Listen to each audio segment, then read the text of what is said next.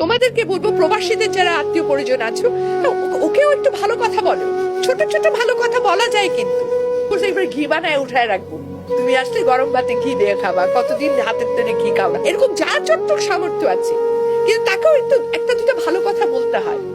ওই মানুষটা কিন্তু দিন শেষে একটু ভালো কথা চায়, সারাটা দিন সে পরিশ্রম করে। এবং প্রবাস জীবন না, প্রবাস জীবন ছায়াছবির গল্প না, সিনেমায় দেখলাম প্রবাস না রে ভাই, আসল প্রবাস বড় কষ্টের। স্পেশালি এই আমাদের যে বেলটায় যে গালফ কান্ট্রি গুলো আছে, সৌদি আরব, তারপরে বলে কি বলে কাতার, কুয়েত, এই বাপরে বাপ। আমি কিছুদিন আগে মিশরে গেছিলাম, মানে মনে হচ্ছে কি শরীরের আমার কি বলে মগজ গলে গলে পড়ছে, দুবাই, বাপরে বাপ, মানে ওখানে যে কি কষ্ট, এটা না আসলে বাংলাদেশের মানুষকে আমি বুঝাইতে পারবো না, কল্পনা করতে পারবো না। নিজে না গেলে বোঝা যায় না।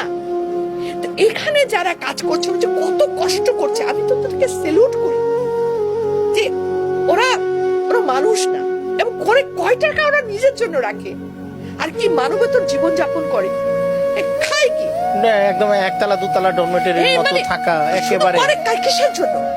একটা প্রবাসী যারা এরকম গালফ কান্ট্রি গুলোতে আছে, তারা যেরকম জীবন যাপন করে, যেটুকু খাওয়া দাওয়া করে, যেহেতু কষ্টে থাকে, এই কষ্টটা কেন করে?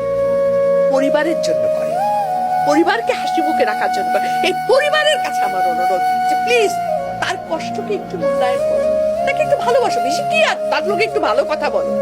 সারাক্ষণ মানে সে ফোন করে মানে কিন্তু খালি অভিযোগ অভিযোগ অভিযোগ, নাই নাই নাই, দাও দাও দাও, অভিযোগ অভিযোগ। আরে এগুলো করে কি হয়, ওর ভেতরে একটা রুহের হায় হয়, সেও তো একটা মানুষ। এই রুহের হায় কিন্তু কোনোদিন বৃথা যায় না, টুডে টুমরো এটার জন্য পে করতে হয়।